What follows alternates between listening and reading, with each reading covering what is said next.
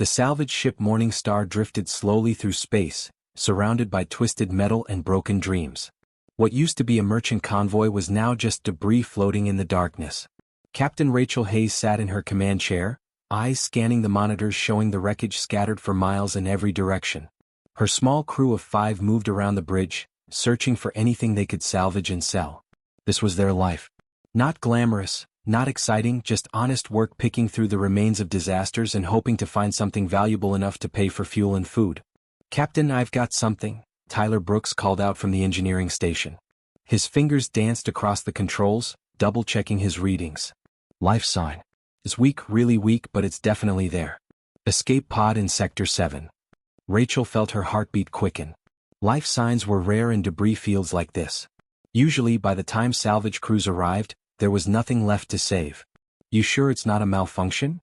"I'm sure," Tyler confirmed. "Someone's alive out there." Rachel didn't hesitate. "Everyone hold positions. We're going in." She guided the Morning Star carefully through the floating wreckage, dodging broken hull plates and shattered cargo containers. Through the front viewport they spotted it, a small escape pod tumbling slowly through space.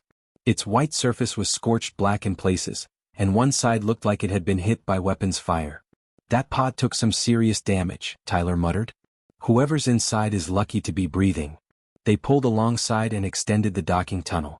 Rachel grabbed her helmet and suited up, with Tyler right behind her. The rest of the crew watched nervously from the bridge as the two of them entered the airlock. The escape pod's hatch was damaged, stuck halfway open. Tyler had to use his plasma cutter just to get inside. When the opening was wide enough, Rachel squeezed through first, her helmet light cutting through the darkness inside the pod. What she saw made her freeze. A Felix-ian was chained to the wall. Rachel had seen pictures of Felix-ians before. The cat-like aliens were famous across the galaxy for their beauty and grace. But this one looked nothing like those pictures. Her silver fur was dirty and matted, stuck together with what looked like dried blood. Heavy metal shackles bound her wrists and ankles to the bulkhead, the chains barely giving her enough room to move. Her amber eyes were half closed, exhausted beyond measure. But that wasn't what made Rachel's chest tighten with anger and sadness. 3 tiny kittens were pressed against their mother's body. They couldn't have been more than a few weeks old. Their eyes were barely open and they made weak, pitiful mewing sounds. They were so small, so helpless, and they were dying in this frozen metal tomb. The mother Felix-ian's eyes snapped open when Rachel's light hit her.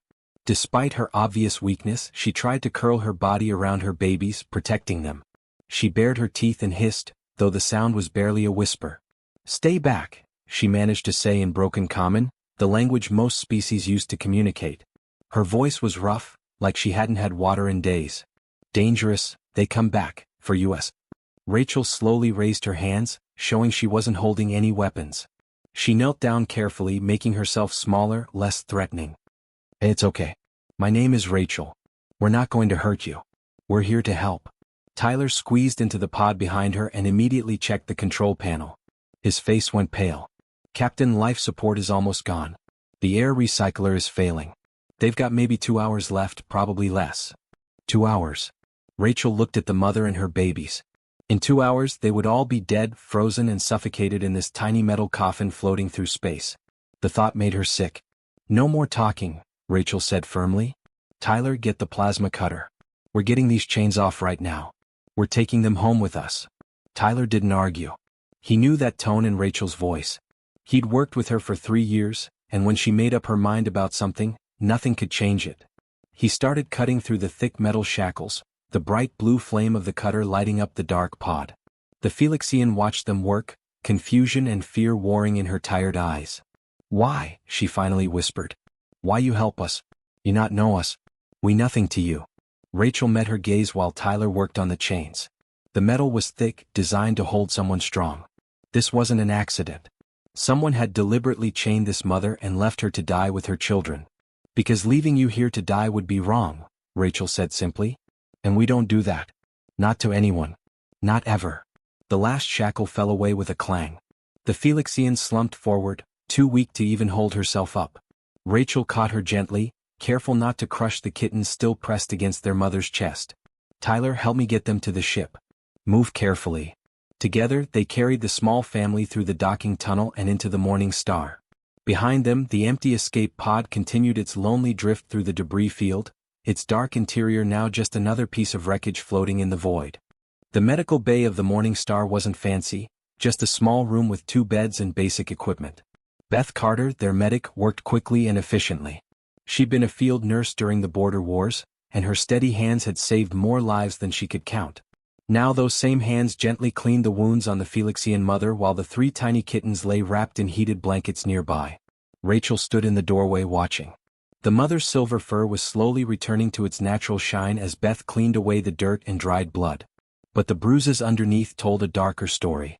These weren't accidental injuries. Someone had hurt her deliberately.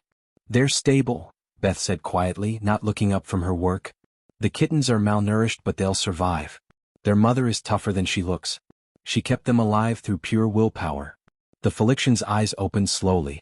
For the first time since they'd found her, there was something other than fear in those amber eyes. Hope maybe. Or just exhaustion finally giving way to relief.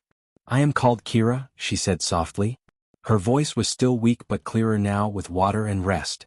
"I was navigator. Good navigator. My ship carried medicines and food between colonies. Peaceful work." Rachel pulled up a chair and sat down. "What happened, Kira?" Kira's eyes darkened. 3 weeks ago we were traveling through the Outer Rim. Pirates came. Not normal pirates who take cargo and leave. These were hunters. They boarded our ship and killed the crew. Shot them without warning, without mercy. But me." She paused, her voice breaking. "They scanned me. Found out I was pregnant. They kept me alive." Beth's hands stopped moving for a moment, then continued their work with extra gentleness. "Why would they do that?" Rachel asked, though part of her already knew the answer and dreaded hearing it confirmed. "Rare species bring high prices in the black markets," Kira explained, her words bitter. "Felicians especially. We are exotic, beautiful to some collectors. But pregnant female?" She laughed without humor. "Worth triple. They said breeding stock is investment. Keep me alive, let babies be born, then sell us separately. Mother to one buyer, kittens to others. Maximum profit." Rachel felt her stomach turn. She'd seen terrible things during her time in space, but this was different. This was calculated cruelty, treating living beings like products on a shelf. Tyler, who had been standing quietly in the corner, suddenly slammed his fist against the wall. The bang made everyone jump. "Slavery? That's what you're describing. I thought the Galactic Council banned that 50 years ago. They made it illegal across all civilized space." Kira looked at him with tired, knowing eyes. "The Council makes laws in their comfortable towers. They write rules on paper. But the syndicates don't care about paper. In the dark places between stars, their rules mean nothing. Slavery still exists. It's just hidden better now." "How did you end up in that pod?" Beth asked gently. "The slaver ship was attacked by rival criminals. Fighting over territory, I think. I don't know details. During the battle, the ship was badly damaged. They threw me in escape pod like I was cargo, chained me so I couldn't escape or take control. They were going to come back for me after the fight was over." Kira's voice dropped to barely a whisper. "But no one came. I waited 3 days in the dark. My babies were born in that pod. I used my own body to keep them warm, gave them what little I had. I was so sure I would have to watch them die. That we would freeze together." The room fell silent except for the soft beeping of medical monitors and the tiny mewing sounds from the kittens. Rachel stood up abruptly. "Everyone to the mess hall. Now, we need to talk." 5 minutes later, the entire crew of the Morning Star sat around the small table where they normally shared meals and played cards. Rachel stood at the head, arms crossed, while Tyler, Beth, Danny the pilot, and the other 2 crew members, Kevin and Amanda, waited tensely. "Here's the situation," Rachel began. "We've got a freed slave and her 3 babies on our ship. The syndicate that took her is probably looking for their lost property. If they find us, they'll want her back." "This is bigger than salvage work," Danny said nervously. He was young, only 23, and this was his first year in space. "We're talking about going up against organized crime. These people kill for a living." "He's right," Kevin added. "We should drop them at the nearest station. Let the authorities handle it. That's what they're for." Beth's face flushed with anger. "The authorities? You mean the same authorities who let slavery continue in the shadows? The same ones who look the other way when syndicates operate right under their noses?" She shook her head firmly. "They don't care about one Felixian. She'll disappear into their system and somehow she'll end up back in chains. You know I'm right." The crew erupted into heated whispers, arguing back and forth. Some worried about the danger. Others felt the moral weight of abandoning someone who needed help. The tension in the room grew thicker with each passing second. Rachel let them argue for a minute, then held up her hand. The room went quiet. "We're taking them to Port Haven," she said with absolute certainty. "It's human territory. The Syndicate won't dare touch them there. That's my decision. If anyone has a problem with it, you can transfer to another ship at the next station. I'll write you good references. No hard feelings." Nobody moved. Nobody spoke. But nobody left either. Kira, who had quietly entered the mess hall leaning on the doorframe, stared at Rachel with wonder in her eyes. "Why?" she asked. "The galaxy tells stories about humans. They say you are violent, dangerous, quick to anger. Why would you risk everything for strangers you just met?" Rachel looked at the alien mother standing weak and wounded in her doorway, and something old and deep stirred in her memory. History lessons from childhood. Stories her grandmother had told. Dark chapters of human history that they tried so hard to leave behind. "Because a long time ago," Rachel said slowly, "we humans were the ones in chains. We enslaved each other. We bought and sold human beings like they were animals. It's the darkest stain on our history. When we finally broke those chains, we made ourselves a promise." She looked directly into Kira's eyes. "Never again. Not for us. Not for anyone.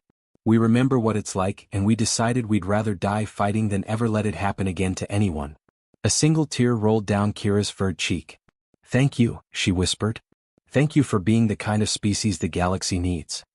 3 days passed with nervous tension hanging over the morning star like a dark cloud. The crew took turns on watch, eyes glued to the sensors, waiting for something that might never come. Or might come at any moment. Kira stayed mostly in the cargo hold with her kittens, who were growing stronger each day. Their tiny mews had turned into playful chirps as they gained energy and health. Rachel barely slept. She spent most of her time on the bridge, running calculations and checking their route every few hours. They were still 4 days from Port Haven, 4 long days through empty space where anything could happen. It was during the night shift when everything went wrong. The proximity alarms exploded into life, their shrill screaming filling every corner of the ship. Red warning lights flashed across every screen. Rachel was out of her bunk and running to the bridge in seconds, her heart pounding in her chest. "What we got?" she shouted as she slid into her captain's chair. Danny's face was pale as he stared at his monitors. 3 ships just dropped out of hyperspace. They appeared out of nowhere, surrounding us in a triangle formation. "We're boxed in, Captain." Tyler was already at his station, fingers flying across the controls. "They're armed. Heavy weapons. These aren't merchant vessels or patrol ships. These are Hunter-class frigates." Rachel's blood ran cold. She knew exactly what that meant. These ships were built for one purpose: tracking down and capturing targets who tried to run. The cargo hold door burst open and Kira stumbled onto the bridge, clutching her 3 kittens against her chest. Her eyes were wide with terror. "It's them," she whispered, her voice shaking. "The Syndicate. They found us. I don't know how, but they found us." Before anyone could respond, the main view screen flickered to life. The face that appeared made Rachel's stomach turn. It was a Vorgothi, one of the reptilian species known for their cold brutality. His scales were dark green, covered in old scars that told stories of countless fights. One of his eyes was milky white, blind, but the other fixed on Rachel with predatory focus. "Human vessel," the Vorgothi said, his voice like gravel scraping on metal. "You are carrying stolen property that belongs to the Crimson Syndicate. Return it immediately and you may leave with your lives. This is your only chance." Rachel stood up slowly, making sure the alien could see her clearly. She kept her voice steady and cold. "These aren't property. They're living beings. A mother and her children. They're under the protection of the human coalition now. You need to leave. This is your only warning." The Vorgothi's scarred face twisted into something that might have been a smile. "Look at your sensors, human. You are one small salvage ship with minimal weapons. We are 3 hunter frigates with enough firepower to turn you into dust. Don't be foolish. Give us what belongs to us." Rachel felt the weight of every eye on the bridge. Her crew was scared, she could see it in their faces. They had every right to be. The odds were completely against them. Any rational person would surrender and hope for mercy. But Rachel had never been particularly rational. "Last warning," she said, her voice dropping to a deadly quiet. "Turn your ships around and jump back to hyperspace. Leave now or you'll regret it." The Vorgothi threw his head back and laughed, a horrible hissing sound. "You have spirit, human. I almost admire." He never finished his sentence. Bright weapons fire lanced out from the lead ship, streaking toward the morning star. "Now, Tyler. Do it now," Rachel screamed. For the past 3 days, while everyone thought Tyler was just running routine maintenance, he'd been working on something else. Something crazy. Something that might just work. The Morning Star was a salvage ship, equipped with a powerful mining laser designed to cut through solid asteroid rock. Tyler had jury-rigged it, feeding extra power from their reactor directly into the laser array, supercharging it far beyond its normal capacity. It was dangerous. It was unstable. It might blow up their own ship. But right now it was their only chance. Rachel yanked the controls hard, spinning the Morning Star in a tight rotation that made the artificial gravity system scream in protest. The slavers' weapons fire missed them by meters, flying harmlessly into empty space. The spin brought their mining laser directly in line with the lead hunter ship. "Fire!" Rachel shouted. Tyler slammed his hand down on the control. The mining laser erupted in a beam of concentrated energy so bright it turned the viewscreen white for a moment. The beam hit the slaver ship's shields and punched straight through like they weren't even there. It carved into the hull, through armor plating, through bulkheads, straight into the reactor core. The explosion was massive. The lead ship simply ceased to exist, replaced by an expanding ball of fire and debris that lit up the darkness of space like a newborn star. The other 2 ships stopped dead, their weapons powering down in shock.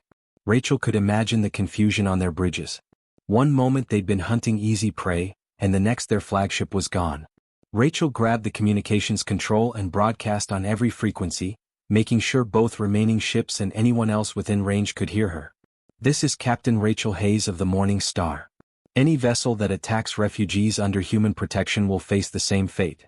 We don't negotiate with slavers. We don't bargain with kidnappers. We destroy them. Your move." It was a complete bluff. They had no backup fleet hiding nearby. No reinforcements were coming. They'd used so much power for that one shot that their weapon systems were completely drained. If those 2 ships attacked now, the Morning Star would be defenseless. But the slavers didn't know that. All they knew was that humans had a reputation throughout the galaxy for being unpredictable in combat. For fighting when they should surrender. For doing things that didn't make tactical sense just because they were angry. The 2 remaining ships held their position for 10 long seconds that felt like hours. Then, without warning, they jumped to hyperspace, vanishing as quickly as they'd appeared. Tyler let out a breath he'd been holding so long his face had turned red. "I can't believe that actually worked." Rachel collapsed back into her chair, her whole body shaking as the adrenaline started to fade. "Yeah. Me neither." Behind them, Kira slowly walked forward, still clutching her kittens. Tears streamed down her furred face, catching the light from the bridge displays. "You could have died," she said, her voice breaking. "All of you. You could have surrendered, saved yourselves. But you fought. For us. For strangers." Rachel looked at the Felixian mother and her 3 tiny babies. "Yeah," she said simply, honestly. "But we didn't die. And neither did you. That's what matters." The immediate danger was gone, but victory had come with a terrible price. The Morning Star drifted through space, barely holding together. Warning lights blinked across every control panel on the bridge. The supercharged mining laser had worked perfectly, but it had drained their power reserves to almost nothing. Tyler stared at his engineering readouts, his face growing darker with each passing minute. "This is bad, Captain. Really bad. Life support is running on emergency power. We've got maybe 48 hours of breathable air left, and that's if nothing else breaks down." Danny checked the navigation systems. "We're still 4 days from Port Haven at normal speed. Even if we push the engines to maximum, we're looking at 3 days minimum." Rachel didn't need to do the math. They didn't have 3 days of air. They didn't even have 2 options. "There aren't any good ones," Tyler admitted. "I can reroute power from weapons and shields, but we already drained those systems. I can shut down non-essential sections of the ship, seal them off to conserve oxygen, but that only buys us maybe 6 more hours." Beth, Kevin, and Amanda joined them on the bridge, summoned by the emergency alerts. Everyone looked exhausted and scared. They'd won the battle but might still die slowly, suffocating as their air ran out. Kira had been standing quietly in the corner, listening. Now she stepped forward, her 3 kittens held securely against her chest. "Let me help," she said. "I am Navigator." Was Navigator. Good one. Maybe I can find faster route. Rachel hesitated. They trusted Kira with their lives already, but this was different. Navigation through deep space required split-second decisions and perfect judgment. One wrong move could send them into a gravity well or straight into an asteroid field. But then again, what choice did they have? Kira met her eyes, and Rachel saw determination there, mixed with gratitude and something else. Pride maybe. The need to prove she wasn't just cargo to be rescued. All right, Rachel nodded. Show us what you can do. Kira handed her kittens carefully to Beth, then moved to the navigation console. Her clawed fingers moved across the controls with surprising familiarity. Her eyes took on a distant, focused look as she studied the star charts displayed in three-dimensional holographic form above the console. There, she said after a long moment, pointing to a region of space that glowed angry red on the display. Ion storm. Very dangerous. Most ships go around, add days to journey. Danny looked at the storm and shook his head. That's suicide. The electromagnetic interference alone would fry our sensors. We'd be flying blind. For most species, yes, Kira agreed. But Felictions see differently. We perceive spatial dimensions others cannot. In my people's tradition, we navigate by feeling the currents of space itself. The storm has patterns, flows. I can sense them. Guide us through. Tyler pulled up the storm's data. If she can actually do this, we'd cut our travel time by almost 2 days. We'd make it to Port Haven with air to spare. Rachel looked at Kira. You're sure about this? If you make one mistake, we all die. Kira's amber eyes were steady and clear. You risked your lives for me and my children. Trust me now. I will not let you down. For the next 18 hours, Kira stood at the navigation console, her concentration absolute. She guided the Morning Star into the storm, through swirling clouds of ionized gas that lit up the view screen with colors that had no names. The ship shook and rattled, but Kira called out course corrections with perfect timing. Left 5 degrees. Drop 0.2 parsecs. Hold steady now. Turn hard right. Rachel sat beside her, hands on the flight controls, following every instruction without hesitation. They worked together like they'd been doing this for years instead of days. Human reflexes combined with alien perception, creating something neither could achieve alone. During a brief calm period in the storm, when the ship was on autopilot following a stable current, Kira finally spoke about something that had clearly been on her mind. I was wrong about humans, she admitted quietly. Before I was captured, I heard stories about your kind. That you are aggressive, violent, territorial. Dangerous to cross. Rachel chuckled tiredly. Well, we are all those things. You saw what we did to that slaver ship. We didn't try to disable it or capture it. We destroyed it completely. But you did it to protect the helpless, Kira said. There is honor in that violence. Purpose. My people would call it righteous fury. We're stubborn, Rachel said. Especially about protecting people we care about. It's probably our greatest flaw. Gets us into trouble constantly. But it's also our greatest strength. We don't abandon family. I am not your family, Kira pointed out gently. Rachel looked at the Felixian navigator who'd saved their lives with her courage and skill. You are now. They emerged from the ion storm 20 hours later, battered but alive. They'd shaved 2 full days off their journey. Port Haven was now within reach. But that's when disaster struck in a way none of them had anticipated. Beth's frantic voice crackled over the intercom. Medical emergency. I need Rachel in the cargo bay now. Rachel sprinted from the bridge, her heart pounding. When she burst into the cargo bay, she found Beth kneeling beside the smallest kitten. Little Mira, the white one with gray patches, was convulsing violently. Her tiny body shook uncontrollably, her eyes rolled back. What happened? Rachel demanded. I don't know. Beth's hands were shaking as she checked the kitten with her medical scanner. She was fine 10 minutes ago, playing with her siblings. Then suddenly this started. I've checked my medical database 3 times. Rachel, I don't know enough about Felixian physiology. I don't know how to save her. Tears ran down Beth's face. She was a combat medic who'd saved dozens of soldiers under fire, but now she felt helpless watching a kitten die. Kira came running in, her face stricken with terror. She scooped up Mira, holding the convulsing kitten against her chest. No, no, no. Not now. Not when we're so close to safety. Tell me what to do, Rachel said urgently. There must be something. Kira looked at Rachel with desperate, trusting eyes. I need your hands. My claws are too large, too rough. But your hands are small, precise. I will tell you exactly what to do. You must trust me completely. I trust you, Rachel said without hesitation. Tell me. For the next hour, Rachel's hands became instruments of healing guided by ancient Felixian knowledge. Kira instructed her to apply pressure to specific points on Myra's tiny body, pressure points that corresponded to energy flows Rachel couldn't see but Kira could sense. Beth provided herbs from Kira's emergency medical kit, compounds whose names Rachel couldn't pronounce. Kira taught Rachel a massage technique passed down through generations of Felixian healers, combining physical touch with rhythmic breathing. Human hands, alien wisdom working together in perfect harmony. Slowly, impossibly, Myra's convulsions began to ease. Her breathing steadied. Her tiny eyes fluttered open, focusing on Rachel's face. 2 days later, the Morning Star finally approached Port Haven. The massive space station hung against the stars like a small moon, covered in docking bays and communication arrays. Ships of every size and shape moved in and out constantly. Freighters, passenger liners, military vessels. It was one of humanity's newest stations, built in the last decade as their territory expanded into this region of space. Rachel sat in the captain's chair, watching the station grow larger on the view screen.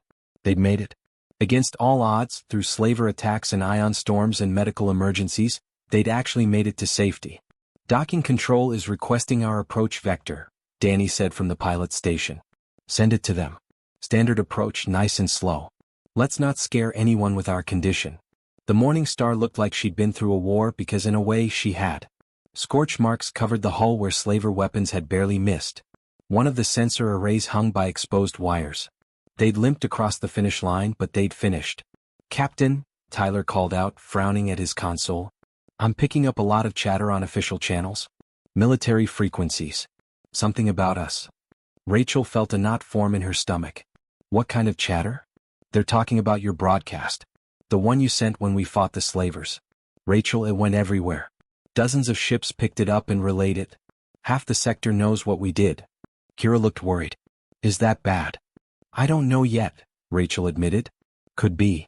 When they finally docked at Port Haven and the airlock opened, Rachel expected station security. Maybe some questions about the fight. Instead, what waited on the docking platform made her stop in her tracks. A full honor guard of human military personnel stood at attention, dressed in crisp uniforms. And at the front stood a man wearing the rank insignia of an admiral, 3 stars gleaming on his collar. He was older, maybe 60, with gray hair and the weathered face of someone who'd spent years in space. Captain Rachel Hayes? He asked formally. That's me, Rachel said cautiously. Sir, if this is about the slaver ship, I can explain. The admiral held up a hand, stopping her. Captain Hayes, I'm Admiral David Morgan, commanding officer of the 3rd Fleet. On behalf of the Human Coalition, I want to express our gratitude. Your actions exemplify the best of what we stand for as a species. Rachel blinked in surprise. Sir? You fought against impossible odds to protect refugees. You destroyed a slaver vessel without hesitation. You sent a message across this entire sector that humanity will not tolerate the trafficking of sentient beings. The Admiral smiled. You made us all proud, Captain. The honor guard snapped a sharp salute. Rachel, too shocked to know what else to do, returned it awkwardly. Admiral Morgan turned to Kira, who stood nervously behind Rachel with her 3 kittens clutched against her chest. His expression softened. Kira of the Felixian people, I hereby grant you and your children full asylum under the protection of the Human Coalition. You're safe here. The Syndicate won't dare touch you on any human world or station. Kira's legs went weak. She bowed deeply, traditional Felixian style, lowering her head to show respect. Her 3 kittens, watching their mother, tried to copy the motion but ended up tumbling over each other awkwardly. Despite the formal setting, several of the honor guards smiled. I have no way to repay this debt, Kira said, her voice thick with emotion. You saved our lives. You gave us freedom. I have nothing to offer in return. There's no debt, Admiral Morgan said firmly. We don't save people expecting payment. We do it because it's right. He glanced at Rachel with a slight smile. Though if you're looking for work, I imagine Captain Hayes could use a skilled navigator. Your reputation precedes you. Rachel looked at Kira in surprise. Would you want to stay? I mean, you could return to your homeworld, be with your own people. We'd understand completely. You've been through so much. My own people would pity me, Kira interrupted quietly. They would see me as damaged, broken. A mother whose children were born in slavery. They would whisper behind their hands. Here with you humans, I am simply Kira. A mother. A navigator. A survivor. She paused, meeting Rachel's eyes. A friend. If you'll have me. Rachel felt her throat tighten with emotion. She grinned widely. The Morning Star would be honored to have you as permanent crew. 6 weeks later, the Morning Star glided smoothly through hyperspace, fully repaired and equipped with new systems paid for by Admiral Morgan himself. The ship looked better than she had in years, her hull patched and polished, her engines humming with reliable power. On the bridge, Kira stood at the navigation console like she'd been born to that spot.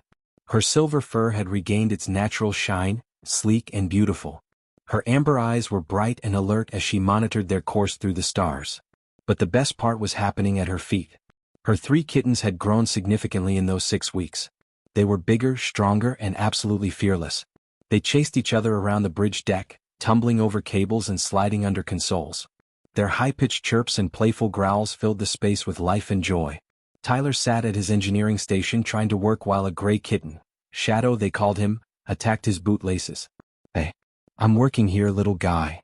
Beth emerged from the galley with a tray of fish treats, specially prepared according to Felixian dietary needs. Snack time. The 3 kittens immediately abandoned their games and scrambled toward her, meowing excitedly. Danny taught the kittens human card games, holding the cards low enough for them to see. They didn't understand the rules yet, but they loved batting the cards across the table. Rachel leaned against the doorframe, watching her crew interact with Kira's family. This wasn't what she'd imagined when she'd started salvage work. She'd thought it would be a simple life: find wreckage, claim valuables, sell them, repeat. Quiet and predictable. Instead, she'd found something much more valuable. She'd found purpose. She'd found family. "You know what we humans say about family, right?" Rachel asked Kira. Kira's tail swished contentedly, a sign of Felixian happiness. "That it isn't always about blood?" "Exactly." As stars streaked past the viewports in brilliant lines of light, little Mira, the white kitten they'd saved, climbed into Rachel's lap and curled up, purring. The sound was like a tiny motor rumbling with pure contentment. Kira looked around the bridge at the humans who'd saved her life, who'd fought for her, who'd bled for her, who'd welcomed her into their family without hesitation or conditions.